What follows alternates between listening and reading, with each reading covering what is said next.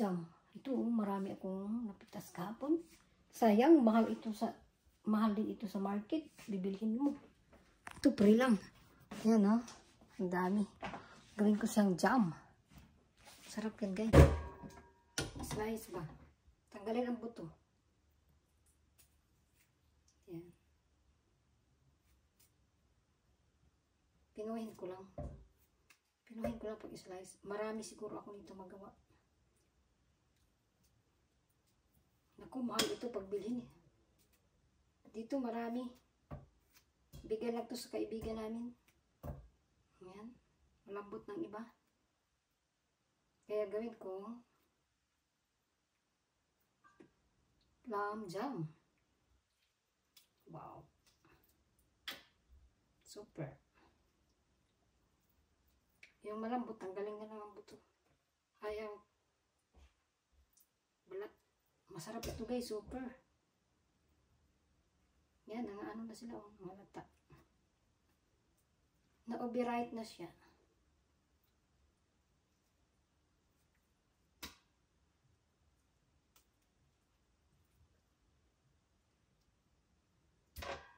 Na-overripe na siya guys.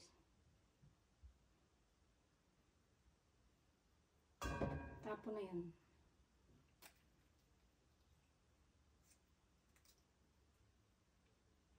Nagka-uod din siya.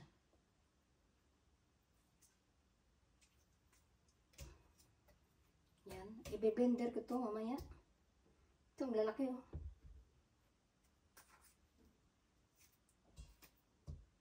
Wow, super.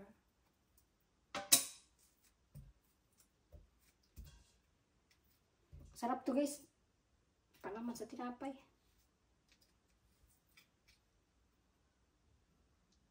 Tanggalin lang ang seed, buto. Masarap ito guys, matamis. Wow.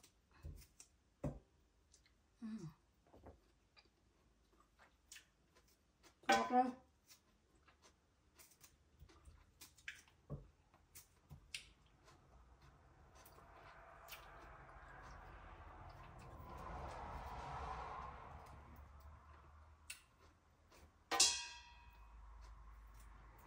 Super tamis.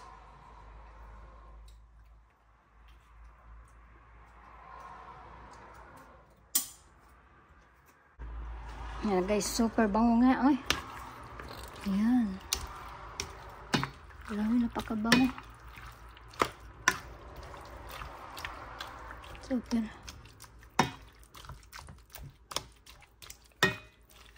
I-blender ko to siya mamaya. Mamaya ako na ilagay yung aking sugar na 2 cup.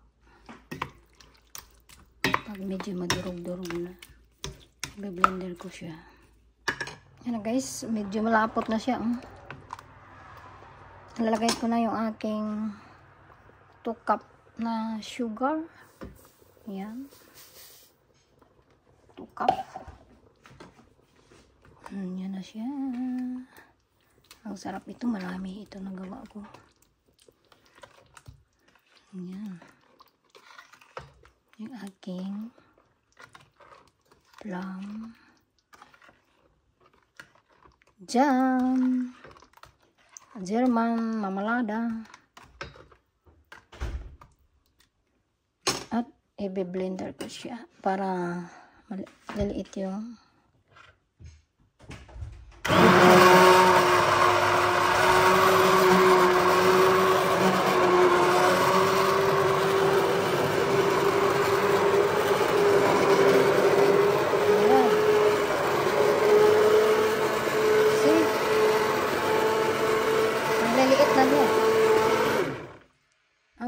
guys. Ang sarap nito. May plum jam. Plum mamalada. Wow. That is amazing. Yan. Yan na siya guys. Yan na yung texture niya. Tag-mix namin. Plum jam. Wow. Ang sarap nito. Super sticky. Ito na yung aking jar na sterilize na ito. Ilagay ko na siya dito sa aking jar. Yan. Super guys, sticky. Yung aking plum jam. Yan. Plum jam.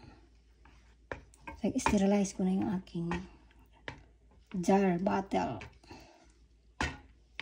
Super, ang sarap ito guys. Super sticky. Okay, bye-bye.